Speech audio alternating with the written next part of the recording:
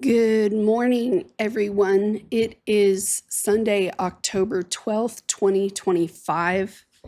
And of course, I am up early and doing my new therapy homework. So, as I was reading my book, my therapist had me on the somatic therapy where I'm trying to put myself back into my body and not so much in my mind. Well, as I was sitting there and I'm all like, why am I so angry? I'm angry and I have no reason to be angry. And a couple of hours went by. The angry is starting to subside. So I pulled up the chart for today. This is the chart for today. And curiously, this is what I found. And I thought, you know what, let me just sit down and share, because if other people are feeling this too, then maybe we can sort through this without burning the house down. You know what I mean? So as you can see, I'm starting over here in the first decan, that's 0 degrees through 10 degrees right there of Cancer. And the moon is there. And the opposing side is, of course, over here, down, look straight down, you guys, look straight down, over here. And that would be 0 degrees to 10 degrees of Capricorn. And so this is how my brain sort of saw it. I went to that particular opposition point right there. Okay, and the moon still has like 5 degrees to go, so it might last the whole day, whatever this inner frustration is. Now, I'm going to change the color, even though it's still green. Maybe I won't. See the little, I'm going to move the cursor. See the little green dotted line that puts the moon right here in this angle to Pluto, which is also in that first degree point. Let me change the color so you see where I'm looking at. So I'm looking at this first portion decan right there, 0 degrees to 10 degrees of Aquarius.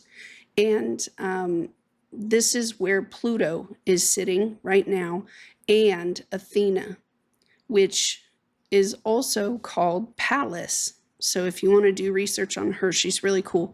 I think Heather uploaded one of my old asteroid videos where my hair is really long. And I was like, oh, that's interesting.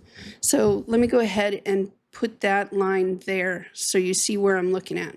Now, when we look at, let me do it like this. I think I did this for y'all once where I showed you, that was terrible. Let me try that again. It goes kind of like this. So there's the opposition point, okay? And anything that branches off the opposition point that looks like a Y, and the first starting degree over here is 150 degrees, and the starting degree on the other side is 240 degrees. Jeffrey Green, he spoke about this particular setup where the first side on this side is, you know, what you have in your life that creates literally chaos, confrontation. It'll create, oh, hold on. Hang on. Sorry about that. I had to blow my nose. So that's first 150 degrees. You're going to have chaos, confrontation, conflict, and commitment issues. So a really good example is that I had to just stop and blow my nose. Well, this is my issue personally. Usually has to do with my health. Okay? And because of my health, others are going to be like, oh my God, Miriam, I wish you weren't so sick all the time.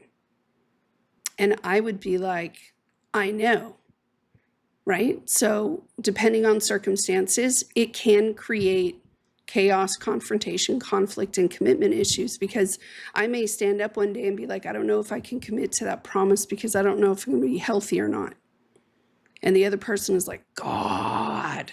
Now, this same idea over here sits on the other angle as well. So let's just put a bunch of C's over here on this side so you get what I'm saying.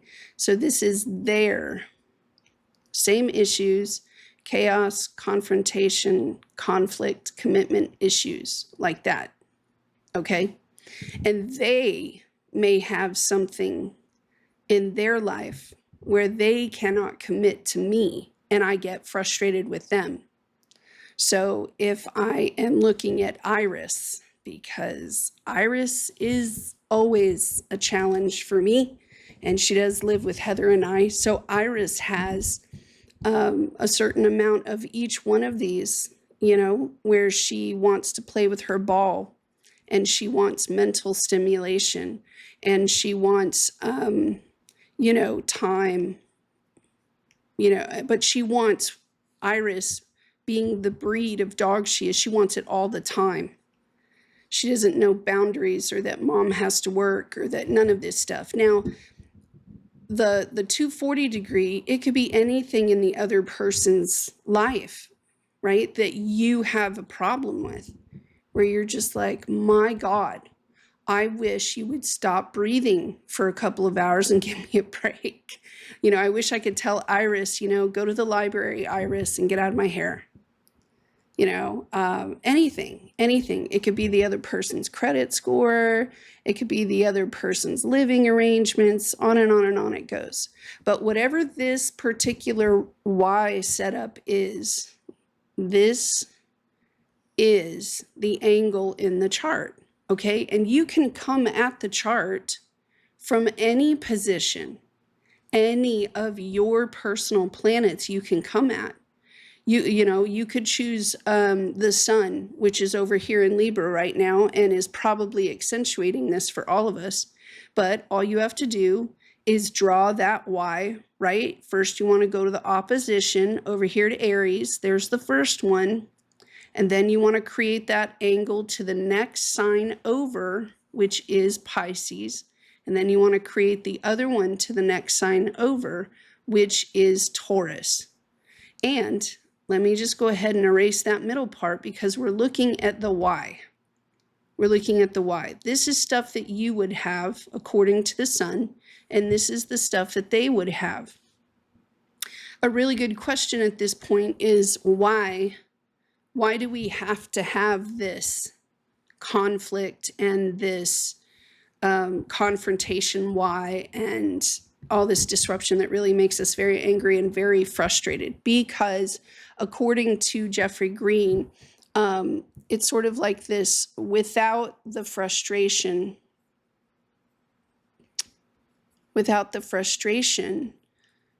we'd all settle into the Taurus energy, the Virgo energy, and the Capricorn energy of Earth. Notice I pointed out all the Earth sign energies and the gravity of this planet, the seriousness, the, what would you call it? It's weight.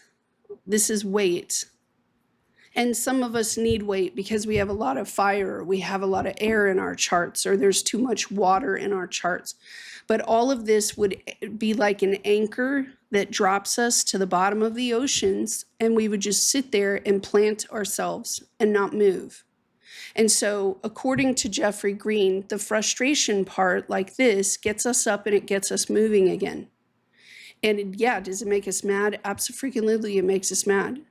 So without a modicum of frustration, and this frustration can come in any place where you have air in your chart, where you have fire in your chart, or where you have water in your chart. And I know that sounds kind of crazy, But if the fire can only go so far, if the fire is earthy like this, it will scorch the earth and then it will die. And that will be the end of the fire. If the water does not move, any kind of water that does not move, it's called stagnant water like this, and the stagnant water will die.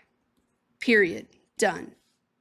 If the air, and all the air does is move, right? And there's nothing to block it, and there's nothing to kind of say, okay, we need air for a fire, right? We need air to push water. We need air to kind of flow in. One of my favorite things about, here, I'm going to draw it for you guys. Here's Earth. There's my pretty, yeah, that's bad Earth, but whatever.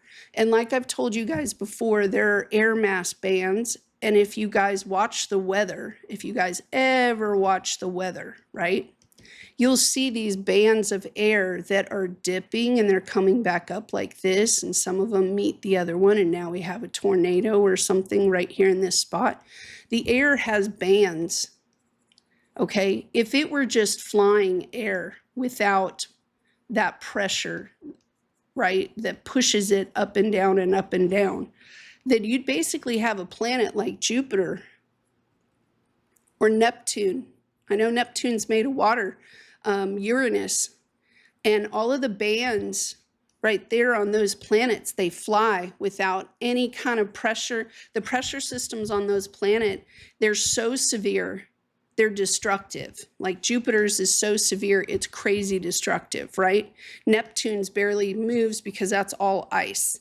Uranus is flying like crazy, but it's all flying in different directions. It's really nuts. Nothing can be stabilized on those planets. You see what I mean? So we need the effects of both water and earth to be able to create the appropriate pressure systems so that the air doesn't just either A, take over, or just ice, just die. These balanced systems create a planet that can actually be a frickin' planet. And what Jeffrey Green is talking about is when everything kind of anchors itself, everything stagnates, it scorches, it goes nuts, and now we cannot live appropriately. However, he also speaks about how what we want is an appropriate balance where things will actually grow.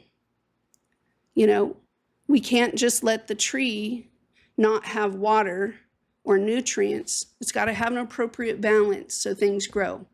So this is why the frustration is in place. And a lot of folks, they're of the mind that balance means that we have to eliminate certain things, all of it, like 100% of it. That is not true. That's not true at all.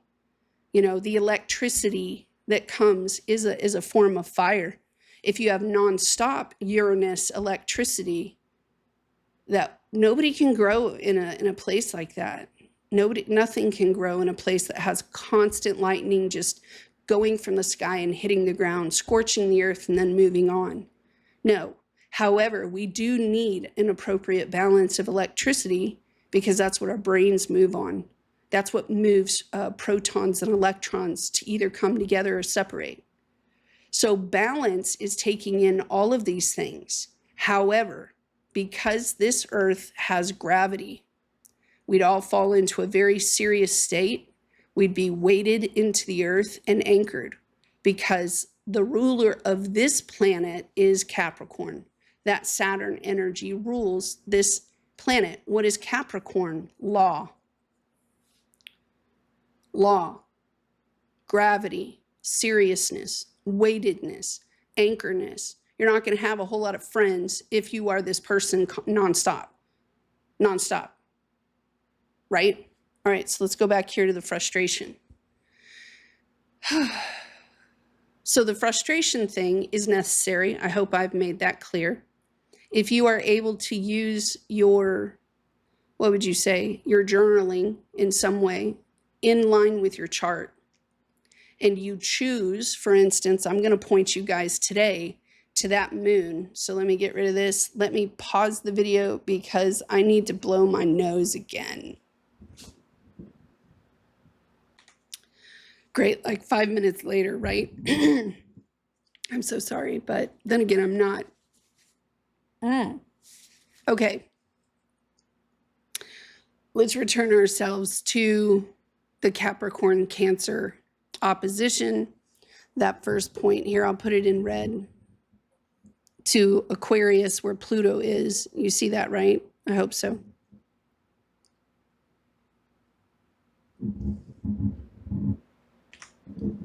Okay, there. I stopped the camera.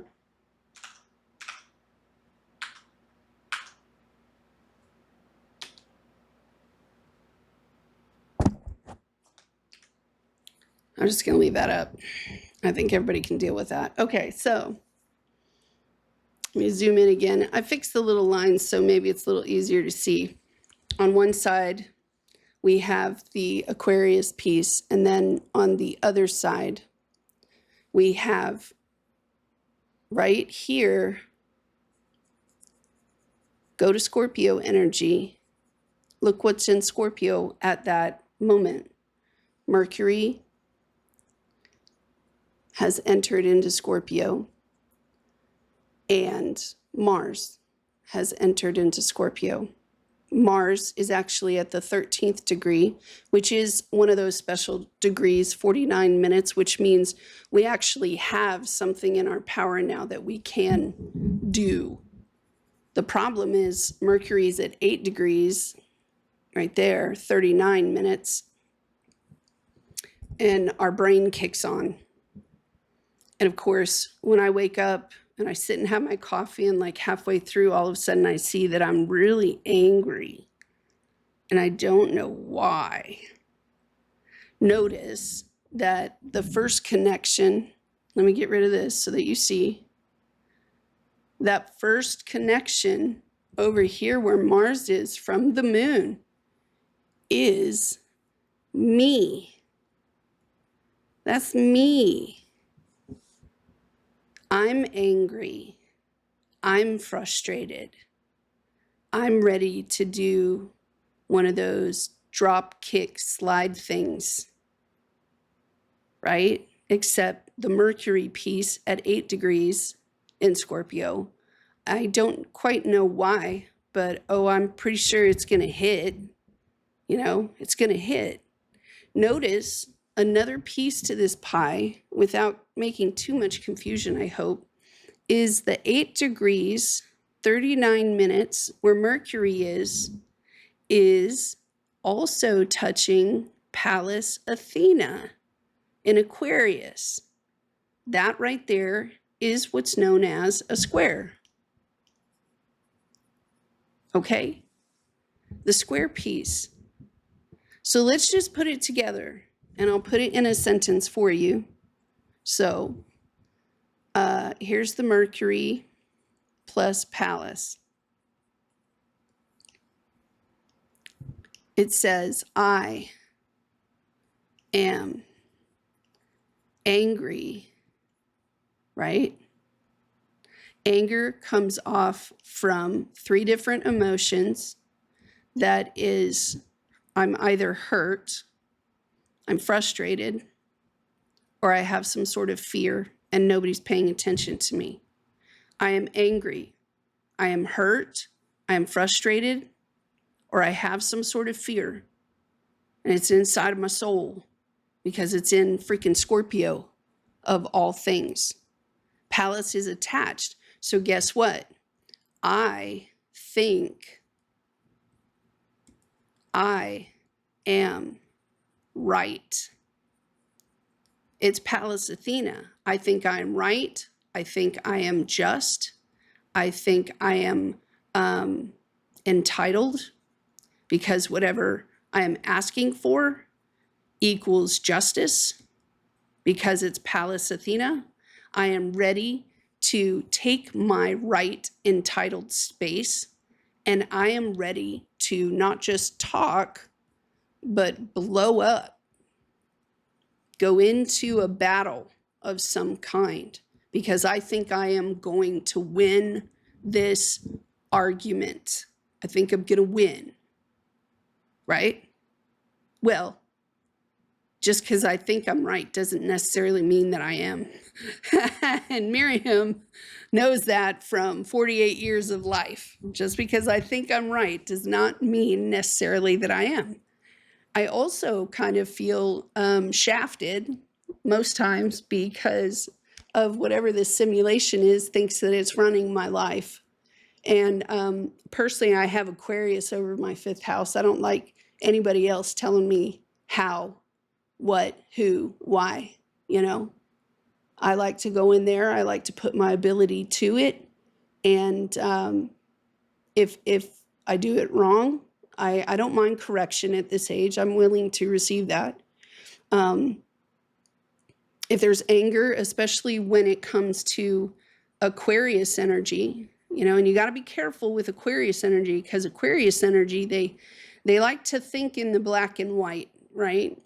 However, if you observe, and you know, it's kind of crazy. Let me go back here and let me just make a firm correction to Aquarius energy. I'm going to pull up a chart.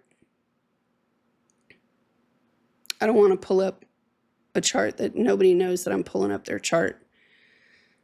So give me a second. Let me find one that people don't mind me pulling up their chart. Actually, you know what? I had a reading yesterday with someone, and I want to say they didn't mind. I don't think Allie will mind that I use her chart. I don't know what is going on with this, but it needs to stop. Hello. I'm not putting that anywhere. God. There. All right. Stop it. All right. There's Allie's chart. And Allie, if you're watching this, thank you for letting us use your chart. I'm going to highlight this. This is Aquarius energy. You guys see it, right? I'm coloring. This piece right here is Aquarius. And let's create that special Y of frustration. Let's go with the first line from, I'm just going to randomly pull Aquarius energy to Leo energy and just go straight across the board like this, okay? There's the first opposition. Now I'm going to put in the Y. The first Y from Aquarius goes to Cancer. Cancer. The other form goes to Virgo. It goes to Virgos, right? So let me get rid of this because Leo is enough energy for everybody. Leo is the engine that is powered by Scorpio that goes vroom. Let's just looking at Aquarius energy, observing how it sees and how it, you know. Now, this first piece for Aquarius is actually Cancer. A bunch of Aquariuses may look at you and be like, I have no feelings about that. They lie. They lie. That first 150 degrees for Aquarius is actually Cancer. It's all about their feeling on a subject. It's 100% about how they feel, how their urge. Now, I'm not saying that's always wrong, but Aquariuses are a fixed energy. And right now, the fixed signs, because Pluto's in Aquarius, the fixed signs are getting hit hard, and they will for the next 25 years. But the first response to any Aquarius is their emotion, their urge. And because it is Aquarius, it is a fixed sign, but it's also a very rebellious sign. All right? It also has that thing where they want to tip the scale. If something is normalized, they want to tip the scale. Right? If there are a bunch of people who are playing herd mentality, the Aquarius wants to come in there and flip that whole thing upside down on its head. Why? Because they want to. Where does that wantingness come from with Aquarius? It comes from their Cancer energy over here. And again, sometimes their feeling and their urge is correct, and sometimes it's not. Sometimes you need to leave well enough alone, and you just need to live and let live. Some Aquariuses, they think they're doing the world a favor by going out there and performing, Leo, to the best of their ability to try to get, and then you ask the Aquarius, why did you do this? Because Leo is all about do. Why did you go in there and tip the scale? It took us, a century to go in there and fix things and get it organized. And Aquarius is be like, well, I was trying to, quote unquote, save everyone in the room. No, let's not lie, Aquarius. You wanted to, period. You wanted to, and you went ahead and did it. So that's what I'm saying. Don't always think that Aquariuses, they have that thing where they think they are right. They think they are right. However, some things need to be structured. Some things do need laws. Some things do. Now, some Aquariuses have grown and they've gotten a little bit older and they know to leave well enough alone. They know to live and let live. And, they figure, the scales will tip either way. They don't need my help. And an Aquarius will go live a very happy life and just go off and be like, cool. I'm going to go be weird and different on the other side, away from prying eyes, because I'm tired of trying to struggle and fight with the rest of the world about how I want things to be. Let the world be the world. And some of them are smart like that. Now, sometimes the Aquarius does something very special, and they choose to be fixed and rebellious in a way that says, I want to heal. Plus, I want to heal the group that I have been assigned. And right now with Pluto in Aquarius, this is healing family lines, family lineage. And they say, leave me alone. I am healing and I'm paying attention to the Cancer urges. I don't need anybody else in my space mixing me all up and confusing me. Because my Cancer, I am actually taking control of my Cancer energy, and I am putting it in a space to be a womb, right? For a particular, not a lie, but I'm putting it in a space to be a womb to grow something very specific according to what I choose. I'm going to erase all that. To birth in the world. That means they have given that specific thing with the sextile. I'm going to put the sextile in here. Hopefully it's not confusing. This is another angle to Sagittarius. I'm using this sextile of Sagittarius to give that birthing a focal point. Hopefully, all of you people in here are doing that right now, because we are at the end of an age. We are not at the end of a 100-year period, a 2,000-year period, a 2,500-year period. No, we are at the end of a 14,000-year period. That is called an age. There are 7 ages to whatever before civilization makes this turning point. Either you're Lemuria and you go under, and you freeze, you're Atlantis, you get sunk to the bottom of the ocean, all humanity dies, right? We're at an age right now where either we're going to take humanity into the next set of 1, 2, 3, 4, or we're going to see the elimination of this. No, nobody's coming to save us. No, no, no, no, no. I'm hoping that everybody is doing this with their Aquarius energy, and that they're refocusing that focal point of healing, getting their family lineage lines in place, using that trauma from whatever that Aquarius thing was, and focal pointing it, man. Get it down. We want freedom on the other side, but this freedom that we're in right now is for humanity. So of course, I wake up this morning, I have a choice. I can either go with my own emotional space of being like, yep, I have a feeling, therefore I am right. Or I can stop and pause and do my freaking therapy and be like, all right, Miriam, you're angry. We best find out why. Let's go to the chart. Let's figure out what's going on that's triggering the anger. And then let's make a choice for what we want to do with that anger before it burns the freaking house down. Because the truth is, I ain't got nothing to be really mad about today.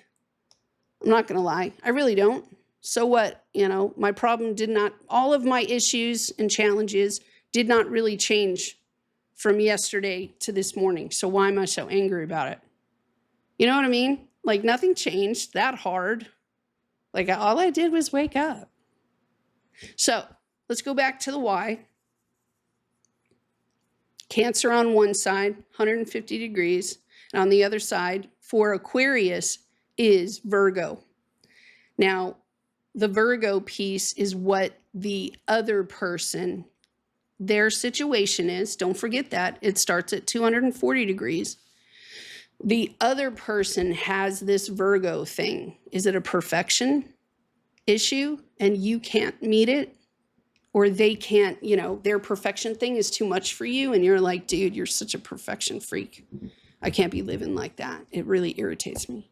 Does the other person have a discriminatory thing?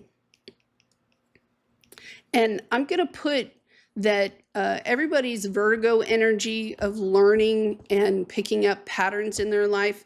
Some people do it at, you know, let's say the first thought that comes to mind is somebody who has brought that energy of learning and experience in the academic area of life, just life. Some people have put it at becoming a welder and working with metal. Some people have learned and graduated to a perfection thing with, you know, cooking. Some people have built up over lifetimes and put it into infrastructure. And they're really good at what they do. You know what I mean? Hold on. Damn it. Anyway, I can't believe I'm already at 30 minutes. That's pretty cool, man. So on and on and on that perfection thing goes. Everybody has something. Some people have not become a student and have not been very good at being a student. And you would know who these people are around you because they don't really study. You know what I mean? They're Google champions, but they don't really study very well. They also don't take instruction very well because they're not good students are looking for mentors. They're looking at the people, the teachers that Spirit sends to them, and they're listening, paying attention, they're meditating, and they're trying to pick up on what's being given, the wisdom's being passed. And it happens with all of us. We're either just not looking for it. I'm also being tapped that some of these teachers and mentors can actually be things.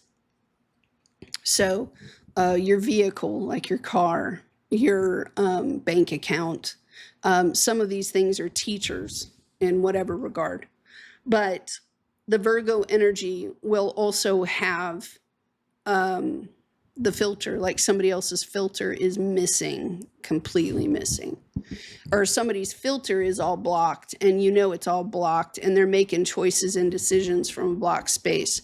It really bugs you in some sense. Sometimes though, and I'm going to put it in a different color, sometimes the other person's truth means they are right. And Aquarius is wrong. And so Aquarius can sometimes have a feeling and they're like, I know I'm in the right. And then the other person has a particular truth and all of a sudden, wrong. Which can bring on the Virgo sense of humility or humiliation, right? And that humiliation, that humiliation can be shared or it can be singled out on a particular person. I'm sure Sean Combs is not feeling really great today. He thought that his version was the right version and the law has told him different. So choice. Are you even going to take that wounding from Aquarius and put a focal point to it? Because in my mind, if you're going to go through all that bull crap in the first place, you might as well come out with something on the other end. I'd be kind of mad if all of this was for nothing. So I have to give my pain, I have to give it a meaning. I have to give it a meaning. I have to give it a purpose, or all of the losses that I've sustained in Aquarius is all for nothing, right? So every morning that I wake up, and it's not a discipline anymore, it's just become who I am, where I have remembered my teachers, I have remembered my mentors, my masters, my lessons. And I say, let me give my life meaning. And so I plug myself into something where my work and my time, my emotions can all have a proper focal point that no longer hurts or harms another human's experience, period. And for me, it all happened with the 12 steps. It didn't even happen with astrology and tarot. You guys know that. It happened with the 12 steps. Some days I'm good at it and some days I'm bad at it. But when I put the 12 steps into my world, that's when things actually started changing. So yeah, I kind of look right here at the 12 steps and I'm like, yep, I am powerless, right? I personally like to seek out fights and battles because that's stupid of me, but you know, sometimes I'm not the biggest brain in the world. Now, let's go back to today's chart. I think this is today's chart. I'm just saying, no, that was yesterday's chart. Here we go. Oh, I say all that to get to the anger point. And here comes some more squiggly lines. I just hope I don't confuse people. Let's get back to this page. Remember these points. These are the points around the chart that my brain picked up. So the moon's in Cancer. The opposition point is Capricorn. And right then and there, you know the degree points in your own chart that you need to look for. Is the moon passing over an important part of your chart? Is it hitting this opposition point right there? Are there any planets that Mercury and Mars is moving over at those degree marks? Is Pluto actually touching anything else in your chart? So it went the moon to the opposition point. I hit the first sextile on the left, and then I go to the other sextile on the right. And there we have the North Node, right? And then I said to myself, well, what the hell is touching Pluto? If Pluto is involved, then we know that Pluto is pulling or pushing. It is the power that's making things kind of go vroom, vroom. So I took the opposition of the point. Oh my goodness, look, Pluto is opposite Jupiter. So expansion of emotion. Oh, that's great. That was my first thought. So Pluto's touching Jupiter. So Jupiter blows things up, right? So Pluto's down here like, ha, ha, ha, I got you guys. I'm fixing to use Mars over here and Mercury to get you all riley and to get you all riled up. Ha, ha, ha. I'm going to use Jupiter up here at this thing and be like, let's expand the emotion and see what the F happens. And I was like, what the F, man? What the F? And notice the sextile point is on the other side and Neptune is at 0 degrees. That's another special degree mark. Saturn's at 26, but Neptune's at 0. I'm going to pause again. Did I tell you guys that I first started learning how to catch fish when I was about 10. But I fished up until probably 7 or 8 years ago. Fishing was a huge part of my life. So when I am smart enough to stand back from something and see that there is a person trying to use fishing bait to get something done, or that I am purposefully going to try to use some fishing bait to get something done, I kind of perk up a little. Because, on the one hand, you're like, oh, let's see if it works. And then on the other hand, you're like, how dare they try to use fishing bait on me? So fishing bait's kind of a weird thing, because the fishing bait thing comes from Taurus. Taurus loves the fishing bait. And then Taurus gets really mad when Taurus bites and it isn't food, it's plastic. Because Taurus will never talk to you again if you give them plastic food. They get very mad that you tried to trick them. So what I see here is Pluto is always shopping for an opportunity to trigger our soul. Constant shopping to trigger that frustration point. It's that Mars and Mercury are, and I wrote Mercy, but Mars and Mercury are in this spot, this position where Pluto is literally like, there's a square point here. Oh, great. Let's give them a challenge first thing on a Sunday morning, because that's what everybody wants on a freaking Sunday morning, right? No. I saw the fishing bait. Oh, great. Expansion of emotion. That's awesome. Mother effers. But just like you would take the sextile position, and I'm like, okay, well, question mark, right? If we have a square from Pluto right here to Mercury and Mars, there's one square. Jupiter and Pluto. Well, Jupiter, really. Jupiter is going to Chiron. There, let me put a different color so you can see what I mean here. That's Pluto to Mars on one side, okay? And now we have Jupiter to Chiron on the other. And now we see the trigger point. Pluto is squaring Mars and Mercury, right? On one side. Jupiter is squaring Chiron on the other. And of course, you know me, I went, bitches. Bitches think they're going to catch me? Bitches ain't going to catch me. Dude, I'm faster than bitches. I run faster than bitches. I am so much faster than bitches. And right there, I saw the bait. I saw the bait and the hook. And if I'm not catching you in time first thing on this Sunday morning before you take the fucking bait and you run with it, then you gonna be a caught fish. You're gonna be a caught fish. What is actually happening here? What is actually happening? Okay, Chiron. All right, so Pluto, this is the fishing pole on this side. Fishing pole, right? And Pluto's like, wee, I'm going to throw this bait and hook. The bait and hook is freaking Chiron.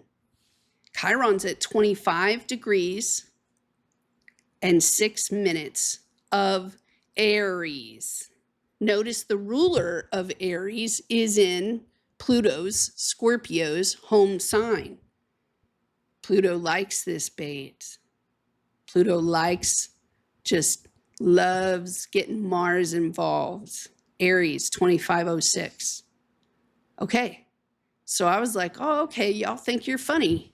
That's great. I got you all day. I got you all day. So I went, of course, to the Sabian symbol. Let me go back here.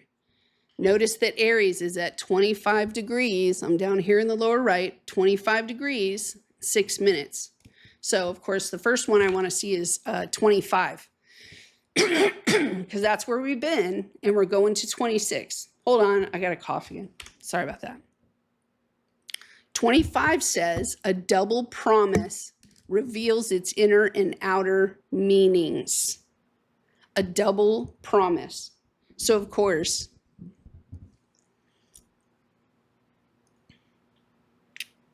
fickleness, insincerity, and two-facedness in human relationships, expectations without clarification, reversals of decisions or promises, duplicity, manipulating people in order to achieve outcomes, promising more than can be delivered, endeavors and projects that are not worth the effort, lies and misleading statements, having a hidden agenda, momentary pledges that are soon forgotten, contracts that bind, right? Words are words, explanations are explanations, promises are promises, but only performance is reality.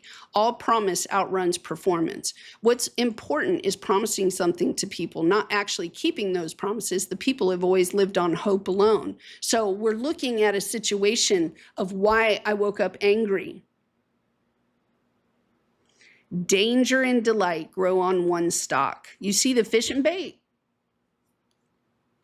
A double promise reveals its inner and outer meanings, implies that what we may at first have appeared to be simple will probably end up being more complicated than was first imagined. Things may look great on the outside, but internally there could be complications that should be considered. There may need to be an honest appraisal of what was actually said, thought, or promised, or what is actually possible in the real world. That's why I woke up angry, because the moon is moving. Well, because we take that 25 degrees, we got to upgrade it to 26, because that's where we're heading into, because the moon is fucking moving. Everybody else is too. This is the cure. This is what's coming.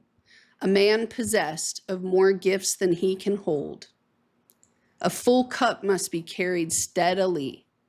Everyone has inside himself a piece of good news. The good news is that you really don't know how great you can be, how much you can love, what you can accomplish, and what your potential is.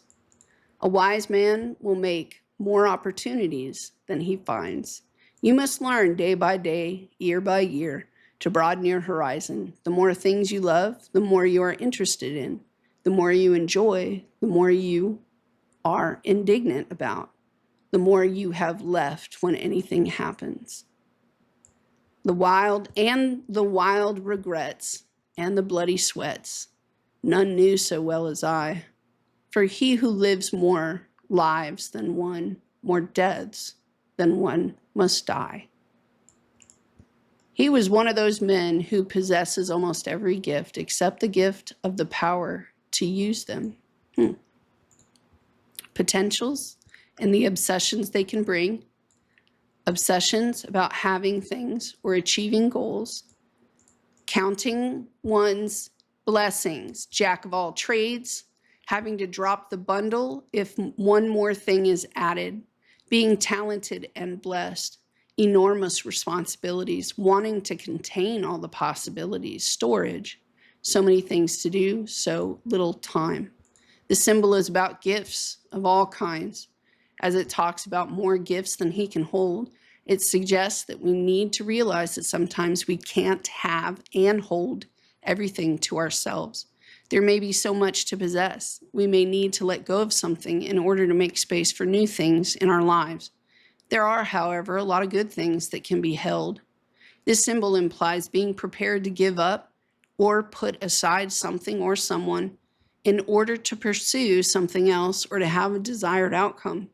Having many great ideas and ambitions is wonderful, but it can keep us from really achieving anything. Life can become unfocused or distracted by too many possibilities. Feeling weighed down by and keeping tabs on your possessions can be tiring. The best way to get things done is to do them one at a time. Recognize that you are surrounded by abundance, but you may be unable to experience it all at once. The aim is to appreciate those things you can do or achieve now and not feel bad about the things you can't. If you feel you don't have the ability to cope, look into your storehouse. You will be surprised at what talents you have probably never used. Just remember that you can't do and have everything at once. I'm gonna zoom this out so that you can look at this page and then zoom in. And then I'm going to clear my throat.